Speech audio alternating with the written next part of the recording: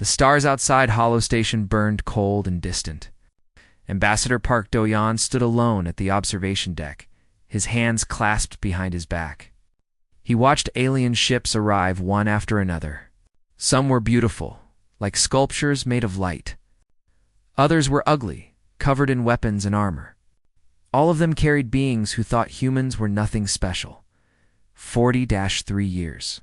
That was how long humanity had been part of the Galactic Compact. 43 years of smiling at insults.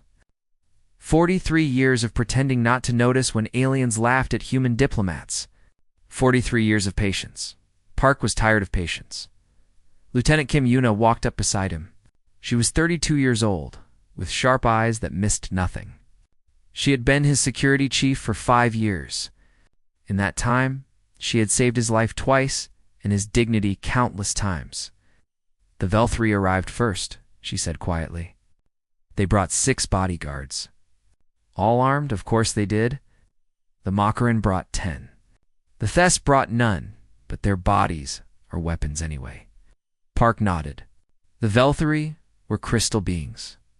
They looked like living statues made of glass and light. They were beautiful and old and very proud. They had ruled their part of the galaxy for 10,000 years. To them, humans were babies who had just learned to walk. The Makaran were different. They looked like giant squids, with dozens of tentacles and 3 large eyes. They lived in water and breathed through special suits when they left their ships. They were traders and merchants, but also pirates when it suited them. They smiled at you while counting your weaknesses. The Thes were the strangest of all. They were insects, like giant mantises with extra arms. They did not speak with words. They used smells and sounds that human ears could barely hear. They moved in perfect coordination, like one mind shared between many bodies. Nobody knew what they truly wanted. "What do you think they will demand?" Kim asked. "Everything," Park replied. "They will ask us to stop expanding. They will ask us to reduce our fleet. They will ask us to give up colonies we built with our own hands." "And what will you say?" Park turned to look at her. His face was calm, but his eyes were not. "What do you think I will say?" Kim almost smiled. Almost. The summit chamber was designed to make humans feel small. The ceiling rose 50 meters high. The Vel-3 delegation sat on platforms that floated above everyone else. The Makarans swam in transparent tanks filled with their home ocean water. The tanks circled the room like a river of eyes. The Thes hid in dark corners, their bodies clicking softly. The human delegation sat at the lowest level. There were only 5 of them. Park Kim, 2 junior diplomats named Huang So-mi and Zhang Minho, and a translator named Bei Yunha, who could speak 14 alien languages. "Hi, Speaker." Orvem of the Vel-3 began the summit. His body glowed with soft blue light when he spoke. His voice sounded like wind chimes. "We have gathered to discuss the human problem," Orvem said. Park did not react. He had expected this. In 43 years, humanity has expanded into 107 star systems. You have built colonies on worlds that were claimed by other species. You have sent military ships into neutral space. You have disrupted trade routes that were stable for centuries. The Makaran ambassador, a female named Dolith, added her voice. Water bubbled around her words. Human merchants sell goods below fair prices. They steal contracts from established traders. They show no respect for the old ways. A Thes representative released a cloud of scent that the translator converted 2 words. Humans breed too fast. Spread too fast. Take too much. Park listened to all of it. He kept his face blank. Inside, something cold was growing. Orvem continued. The Galactic Compact has decided to present humanity with reasonable terms for continued membership. Document appeared on the screen in front of Parky. Read it slowly. Human expansion would stop immediately. No new colonies for 50 years. The human military fleet would be reduced by 70%. All large warships would be destroyed. 12 human colonies in the rim sectors would be transferred to Vel-3 protection. The humans living there would become Vel-3 subjects. Human trade ships would pay new taxes to the Makaran Trade Guild. humanity would accept a permanent seat on the lowest tier of the Compact Council. They would have no voting rights for the next 200 years. Park read the document twice to make sure he understood. Then he looked up at Orvam. Is this a joke? The chamber went silent. Orvam's glow flickered with confusion. This is not a joke, Ambassador. These are the terms. Park stood slowly. His chair scraped against the floor. The sound echoed in the huge room. You call these terms? You are asking us to give up our freedom. You are asking us to become slaves. We're asking you to accept your place, Orvam replied. Humanity is young. You do not understand how the galaxy works. These terms are for your own protection. Protection from what? From yourselves. From making enemies you cannot defeat? Park walked forward. Kim moved with him, her hand near her weapon. The junior diplomats stayed seated, their faces pale. Let me tell you what I see, Park said. His voice was not loud, but it carried to every corner of the room. I see 3 species who are afraid. You are afraid because humans learn fast. You are afraid because we adapt. You are afraid because in 43 years we have done what took you thousands of years to achieve. Orvam's light turned from blue to angry orange. You go too far, human. No, I have not gone far enough. Park stopped in the center of the room. He looked up at the Veltari, across at the Makran, into the shadows where the Thess waited. You think we are weak because we are polite?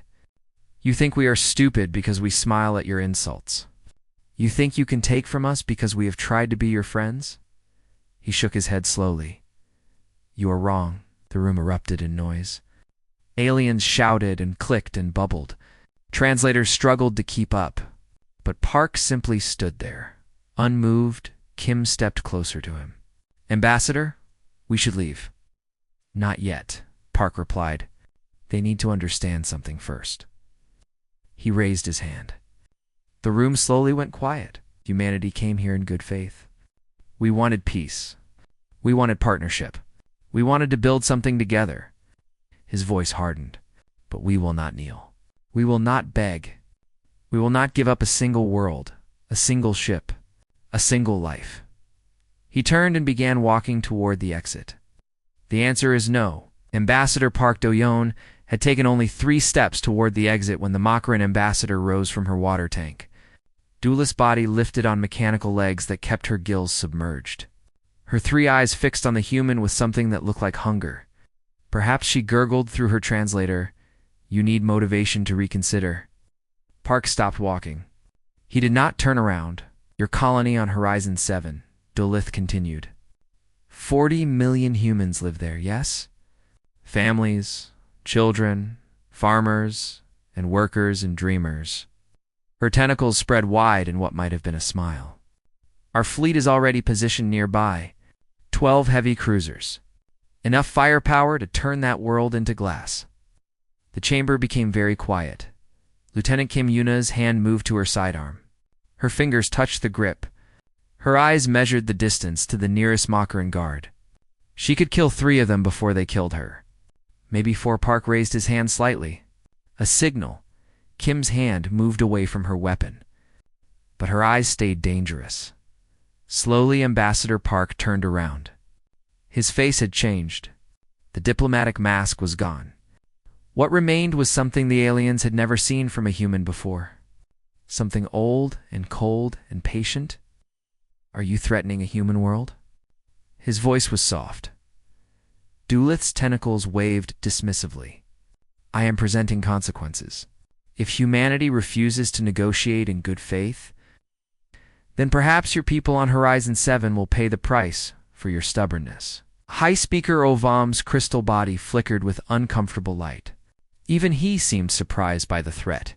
But he did not contradict the Makran ambassador. The Thess in the shadows made no sound at all. Park stood very still for a long moment. Then he reached into his coat. Every alien weapon in the room pointed at him. Makran guards raised plasma rifles. Veltari bodyguards activated energy shields. The Thess made clicking sounds that meant violence was coming. Kim stepped in front of Park, her body blocking the weapons. Ambassador, whatever you're doing, do it fast. Park withdrew a small tablet from his coat. Nothing more. He typed a single sentence and pressed send. "What did you transmit?" Orvam demanded. His voice had lost its music. Park looked up. His eyes moved from delegation to delegation. "I have just informed Earth Command that this summit is over. I have also informed them that the Makaran hegemony has made a direct military threat against 40 million human civilians." Dolith's eyes blinked rapidly. That was merely a negotiating position. Standard diplomatic practice among mature species. "No," Park's voice cut like a blade. "That was a declaration of hostile intent. You simply didn't understand what you were saying." Began walking toward the exit again. Kim fell in beside him. The junior diplomats, Huang Somi and Zheng Minho, stood quickly. Translator Bei Yunha gathered her equipment. All of them moved toward the door. "Cannot just leave," Orvam called out. "This summit is not finished." Park stopped at the doorway. He turned back one final time. "The summit ended the moment your ally threatened our people. Everything after that is just the galaxy catching up to reality." "What does that mean?" Park looked at Orvam, then at Dolith, then at the shadows where the Thess waited. His face showed nothing, but something in his eyes made even the ancient Velthri uncomfortable. "It means that for 43 years humanity has tried to be your friend. We have smiled at your insults. We have accepted your unfair rules.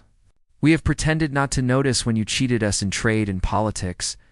We did this because we hoped that eventually you would see us as equals." He paused. "That hope died today. Cannot fight the entire galaxy," Dolith laughed. Her tentacles waved with amusement. "You are one small species.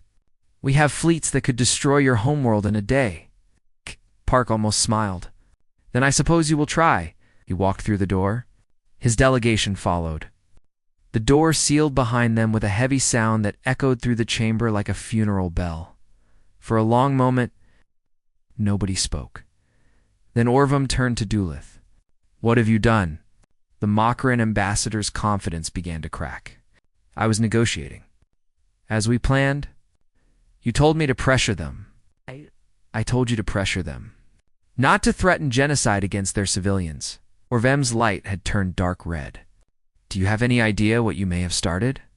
"They are humans," Dolith replied. "They are weak. They will send angry messages for a few days, and then they will come back to negotiate. They always do."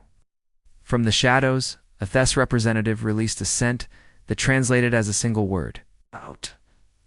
Outside the summit chamber, Ambassador Park walked quickly through the corridors of Hollow Station.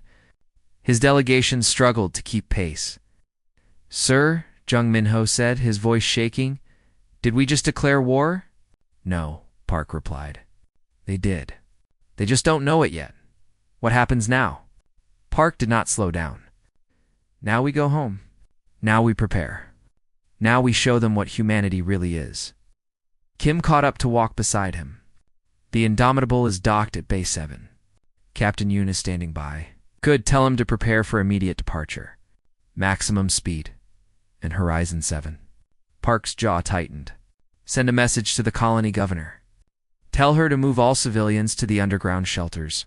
Tell her help is coming." "How much help?" Park stopped walking. He turned to face his entire delegation. All of it. They reached their ship in minutes. The TSS Indomitable was a warship pretending to be a diplomatic vessel. From the outside, it looked like a luxury transport. Inside, it carried enough weapons to fight a small war. Captain Yoon Taiwu met them at the airlock. He was a tall man, with gray at his temples and scars on his hands. He had commanded ships for 20 years. He had fought pirates, rescued colonists, and kept secrets that would never appear in any official record. "Ambassador," he said, "I received your transmission. We are ready to depart." "Good. Get us back to Earth as fast as possible. And the alien ships around the station?" Park looked at him. "What about them?" Yoon's eyes were steady. "Some of them are moving to intercept positions. I think they want to prevent us from leaving." Kim checked her tactical display. 12 Makaran patrol craft. 6 Velthri escorts. They're forming a blockade around our departure vector. Park considered this for only a second. Captain Yoon, if they try to stop us, go through them. Yoon did not smile, but something in his face shifted. Understood, Ambassador. The Indomitable departed Hollow Station 4 minutes later. The alien ships moved to intercept. Warning signals flooded the communication channels. Demands to stop. Threats of consequences? Captain Yoon ignored all of them. When a Makaran patrol craft moved directly into their path, the Indomitable did not slow down. The alien ship broke formation at the last moment, barely avoiding collision. They're falling back, Kim reported. They were never going to fire, Yoon said. Not yet. They're still not sure what's happening. They will be soon, Park replied quietly. He watched Hollow Station shrink in the rear display. The place where humanity had tried one last time to find peace. The place where they had learned that peace was not given. It was taken. The stars stretched into lines as the ship entered hyperspace. Earth was 17 hours away. 17 hours to prepare for what was coming. 17 hours to show the galaxy. What humanity had been hiding, Fleet Admiral Choi Yoonji had not slept in 36 hours. She stood in the war room deep beneath Earth's surface, surrounded by screens that showed every human ship in the galaxy. Red lights blinked on 100 different displays. Officers ran between stations, their voices low and urgent. She was 63 years old. Her gray hair was cut short. Her uniform carried medals from 30 years of service. She had fought in border wars that the public never knew about. She had commanded fleets against pirates and slavers and things that came from the dark spaces between stars. She had hoped to retire without seeing another real war. That hope was dead. Now, Admiral called a young officer named Moon Suanghwa. Ambassador Park's ship just entered Earth space. He's requesting immediate transport to command. Send a shuttle. Priority 1. Yes, Admiral. Choi turned back to the main display. The galaxy map showed human space in blue. Everything else was red or gray. Blue looked very small against all that red, but appearances could be deceiving. Prime Minister Baek Jun-ho arrived first. He was 52 years old, with tired eyes and steady hands. He had been elected on promises of peace and prosperity. Now he faced a decision that would define humanity's future.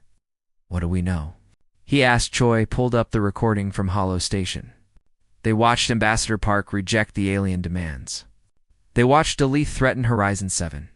They watched Park walk out. The Makaran have 12 heavy cruisers near Horizon 7, Choi reported. They're holding position. Not attacking yet, but close enough to strike within hours. Why haven't they attacked? They're waiting to see what we do. They think we'll negotiate. Send apologies. Offer concessions. Will we? Choi looked at the Prime Minister. That's not my decision to make. Baek nodded slowly. No, it's not. Ambassador Park arrived 20 minutes later. He looked older than he had that morning. His diplomatic robes were wrinkled. His eyes were red from lack of sleep. But his voice was strong. They gave us no choice, he said simply. Everything I did, everything I said, I would do again. Am not questioning your actions, Baek replied. I'm asking what you recommend now. Park sat down heavily. I recommend we stop pretending. Pretending what? Pretending we're weak. Park looked at Admiral Choi. How many ships do we really have? Choi hesitated. Then she pulled up a different display. The blue dots on the galaxy map multiplied. And multiplied again. And again, Prime Minister Baek stared at the screen. His face went pale. 2,847 combat-ready vessels, Choi said. Dreadnoughts, carriers, battlecruisers, destroyers. We have ships hidden in asteroid fields, in dark nebulas, in the spaces between stars. We've been building them for 40 years. The galaxy thinks we have 300 ships, Park said. They think our military is a joke. They think we couldn't fight our way out of a paper bag. They think wrong, Choi added. Baek was quiet for a long moment. Why did we hide this? Because we hoped we'd never need it. Choi's voice was heavy. We wanted peace. We wanted to be accepted. We thought if we showed our strength, the other species would see us as a threat. They'd attack before we were ready, so we smiled. It bowed. We let them think we were weak. Yes, and now. Park stood up. Now, they've forced our hand. They threatened 40 million civilians. They positioned warships to destroy an entire colony. They did this because they thought we couldn't stop them. Can we stop them? Admiral Choi almost smiled. Prime Minister, we can do more than stop them. If you give the order, we can end this before it truly begins. The United Terran Assembly gathered within the hour. Representatives from every human colony, every nation, every settlement in human space. Some appeared in person. Most joined through holographic links. Hundreds of faces, all waiting for the same question to be answered. Prime Minister Beak stood before them. He told them what had happened at Hollow Station. He showed them the recording. He let them see Dulet's threat with their own eyes. The chamber erupted in anger. How dare they? Those monsters threatened our families.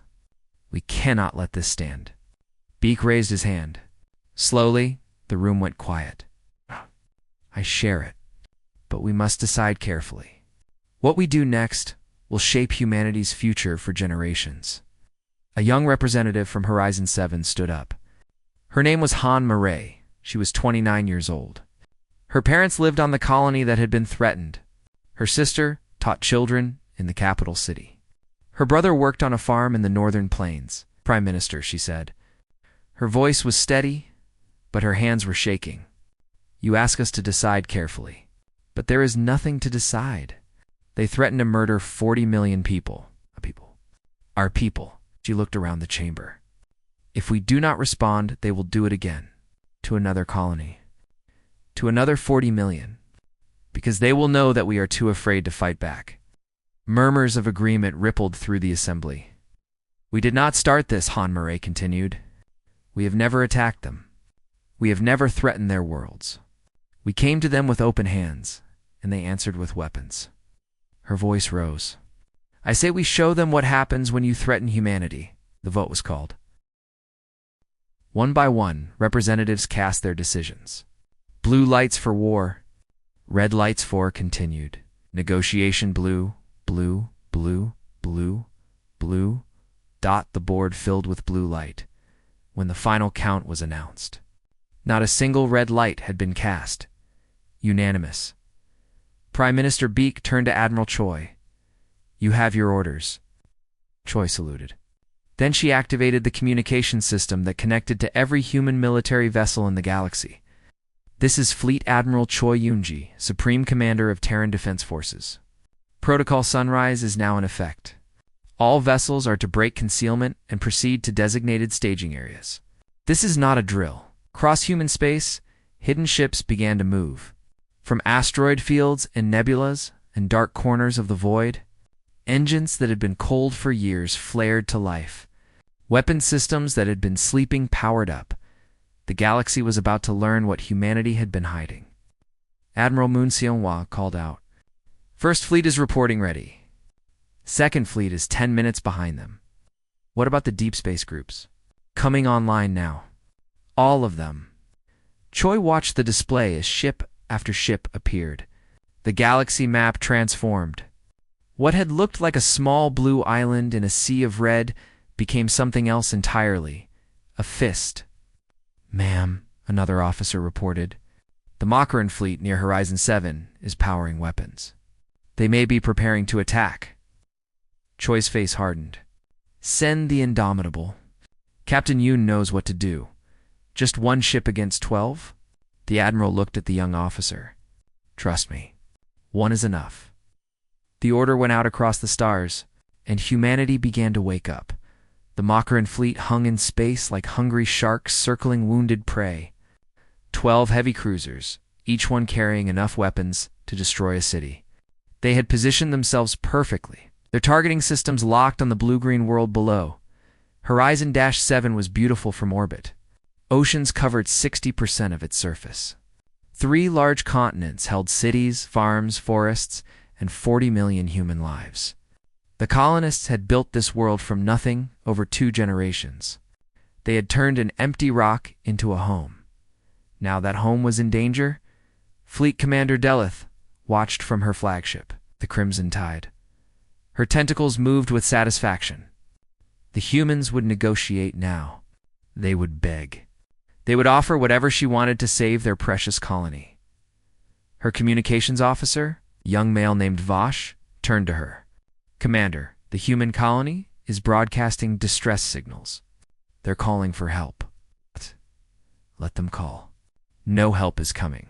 They're moving civilians to underground shelters. Dolith laughed, a wet bubbling sound. Underground shelters? How adorable. As if that would save them from plasma bombardment.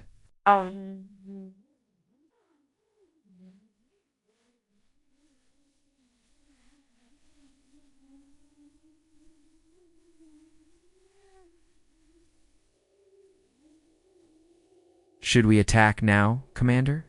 Not yet. Let them wait. Let them fear. Fear makes negotiation easier. But something changed in the next moment. Space itself seemed to tear open.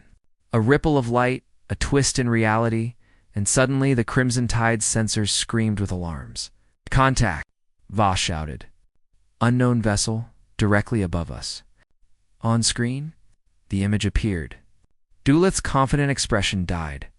The ship that had appeared was 5 kilometers long. Its hull was dark gray, scarred with marks that looked like battle damage.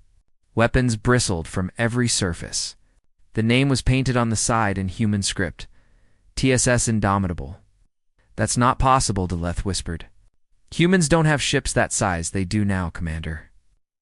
Captain Yoon Tai-woo stood on the bridge of the Indomitable, watching the Makaran fleet scramble into defensive formation. His face showed no emotion. His hands were clasped behind his back. Around him, his crew worked in perfect silence. Communications Officer Shin Gyeon, open a channel to the enemy flagship. Shin was young, only 26, but she had been trained for moments like this. Her fingers moved quickly. Channel open, Captain? Yoon stepped forward. Makaran fleet, this is Captain Yoon Tai-woo of the Terran defense ship Indomitable. You are positioned in attack range of a human colony. You have 5 minutes to withdraw from this system. A response came quickly. Dulith's face appeared on the main screen. Her tentacles were writhing with a mix of anger and fear. Human vessel, you are in violation of treaty space. You will withdraw immediately or face destruction. We have 12 ships. You have one, Yoon almost smiled. I'm aware of the numbers, then you know you cannot win. We'll see. Dulith's eyes narrowed. Your arrogance will be your death. All ships target the human vessel. Fire at will. 12 Makaran cruisers opened fire. Plasma beams and missile volleys streaked across space toward the Indomitable. The attack was massive, coordinated, deadly. The Indomitable's shields flickered but held. Damage report, Yoon ordered. Weapons Officer Noji Ho checked his displays. Shields at 92%. Minor scoring on forward armor. No significant damage. They hit us with everything they had? Yes, Captain. Interesting. Yoon turned back to the view screen. Corporal No. Target their flagship. Main gun only. Target locked. Fire. The Indomitable's main cannon was a weapon that had never been tested in real combat. It drew power from the ship's 3 fusion cores. It accelerated particles to nearly the speed of light. It had been designed to kill dreadnoughts. The Makaran flagship Crimson Tide was not a dreadnought. The beam crossed the void in a heartbeat. It struck the Crimson Tide dead center. The shields collapsed instantly. The armor melted. The ship did not explode so much as cease to exist. One moment, Fleet Commander Dulith was screaming orders. The next moment, she was atoms scattered across space. Silence filled the Makaran fleet. Open Channel 2 remaining enemy vessels, Yoon ordered. Shin complied. Channel open. Makaran ships, your flagship has been destroyed. Your commander is dead. You have witnessed what one human ship can do. Yoon's voice was calm, almost gentle. You have 2 choices. Surrender and withdraw from this system, or die here today for nothing. For a long moment, nothing happened.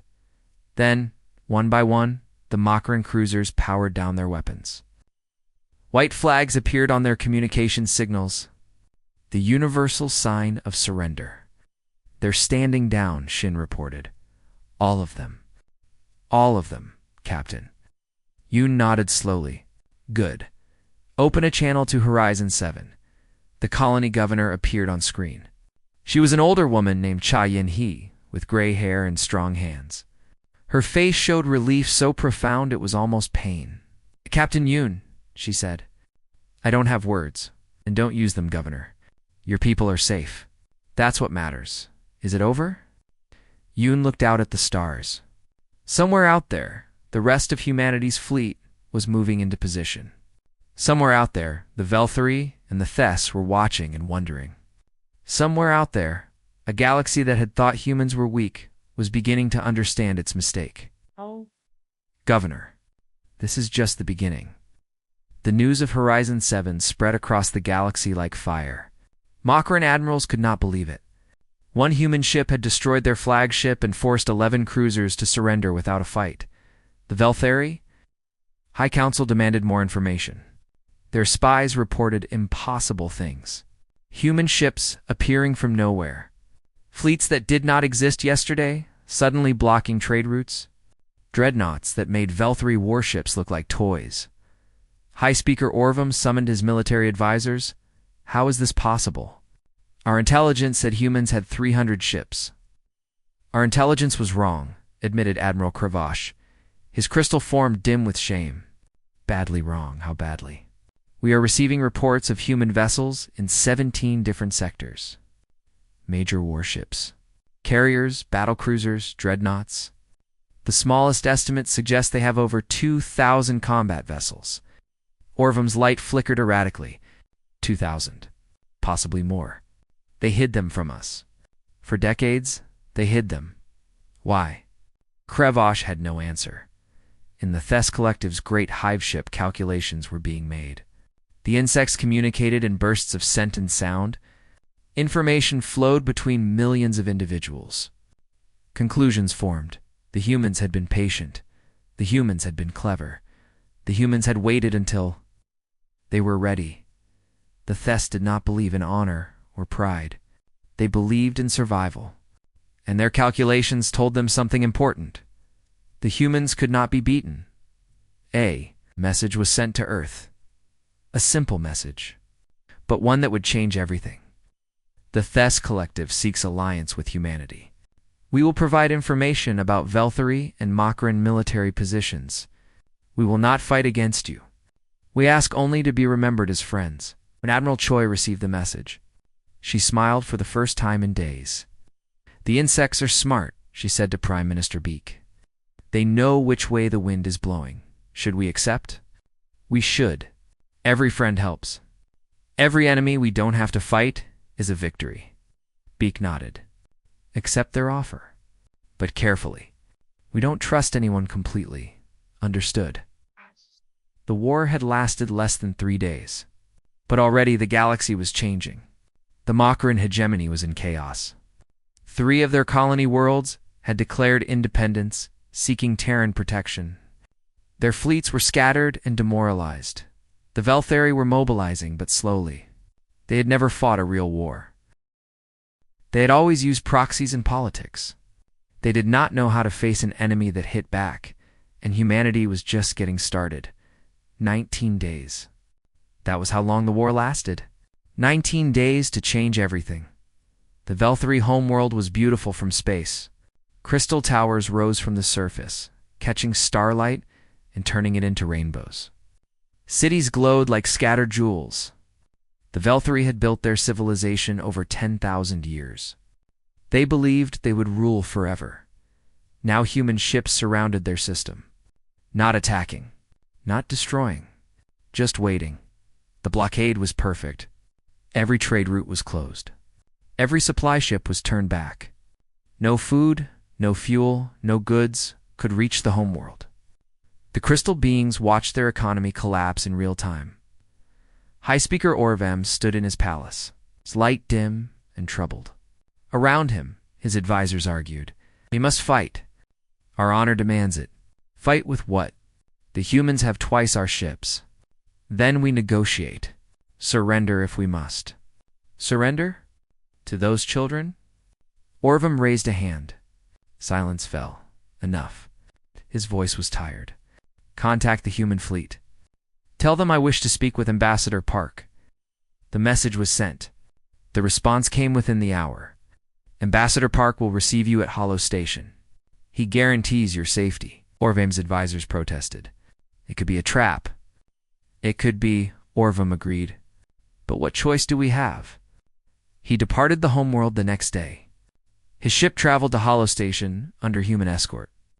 The crystal being who had once looked down at humanity now had to look up.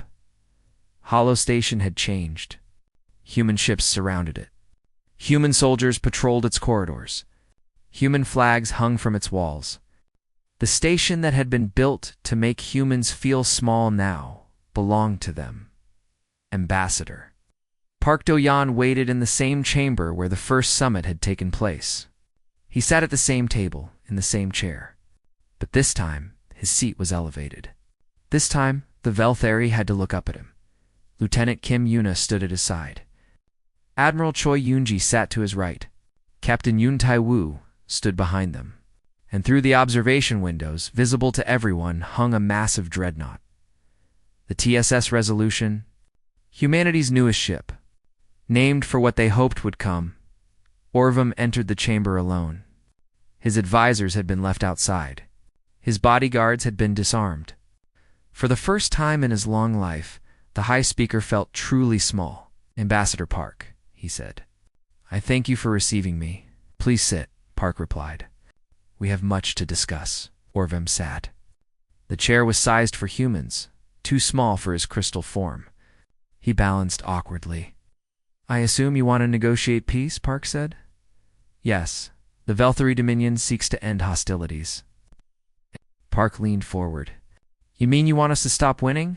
Orvam's light flickered with embarrassment.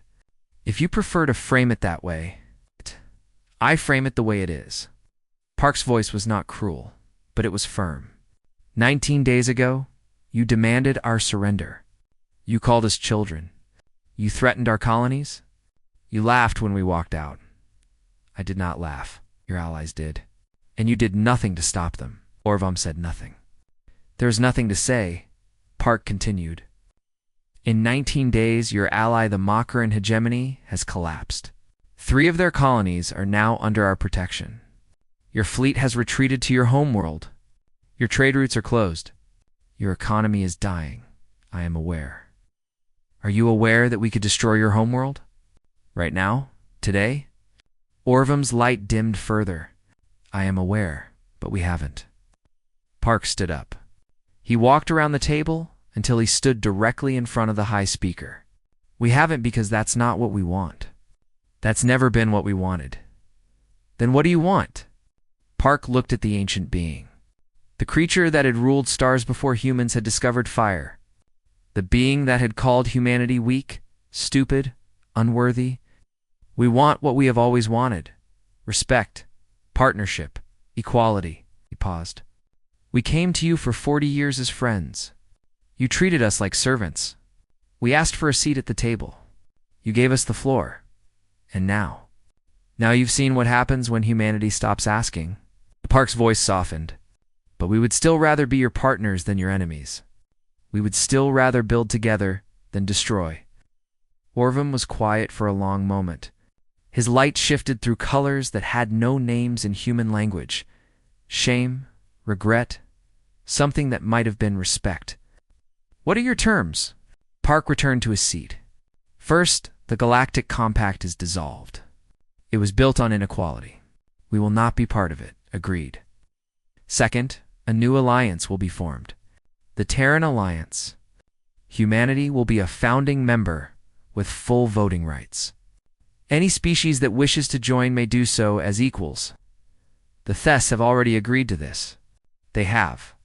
Orvam's form flickered. Then we will join as well. We have no other choice. There is always a choice, Park said.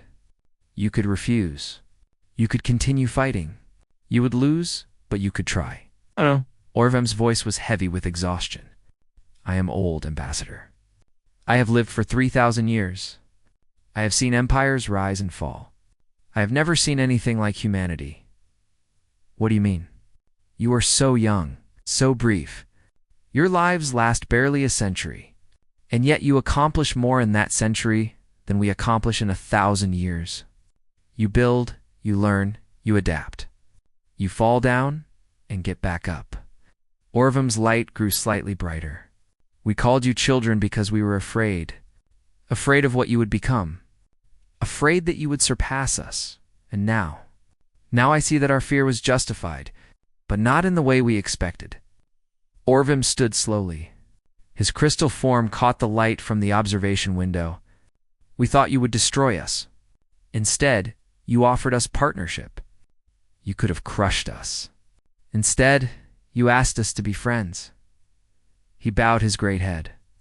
The Velthari Dominion accepts your terms. All of them. And I personally apologize for the insults and threats my people have made. You deserved better. You always deserved better. Park stood as well. He extended his hand in the human gesture of friendship. Orvum hesitated. Then, carefully, he reached out with a crystal limb and touched Park's palm. Then, let us begin again, Park said. The treaty was signed that evening. The Galactic Compact was dissolved. The Terran Alliance was born. Humanity took its place not as a junior member, not as a subject, but as a founding partner. The Makaran hegemony sent representatives to negotiate their own terms. They were humbled, their pride broken. But humanity did not seek revenge. They sought stability. The Thes Collective formally allied with humanity. Their calculations had been correct. The insects would survive, and across the galaxy, other species watched and learned. They learned that humanity was not weak. They learned that human kindness was not cowardice. They learned that the small, brief beings from the blue planet were not to be underestimated. Lieutenant Kim stood beside Ambassador Park at the observation window. Below them, the first joint patrol of human and Velthari ships departed Hollow Station. Do you think it will last? She asked. Top Park watched the ships disappear into the void. The peace. Maybe, maybe not. The galaxy is old and complicated. There will be other threats, other challenges. Then why do this? Why offer friendship to beings who wanted to destroy us? Park was quiet for a moment. Because being strong is not enough. Being feared is not enough. We could conquer the galaxy. We could rule through force, but that's not who we are. He turned to face her. We are human. We build. We dream. We hope. Even when hope seems foolish, and if they betray us, Park smiled slightly. Then they will learn what we're truly capable of. But I hope they don't. I hope this is the beginning of something better. Kim looked out at the stars. Billions of worlds. Trillions of beings. An endless frontier of possibilities. What happens now? She asked. Now we explore. We grow. We learn. We become what we were always meant to be. Park placed his hand on the window, looking out at the future. Not conquerors, not rulers, partners, friends, equals. The stars stretched endlessly before them. No longer a frontier to fear. A galaxy that had finally learned to take humanity seriously. And humanity was just getting started.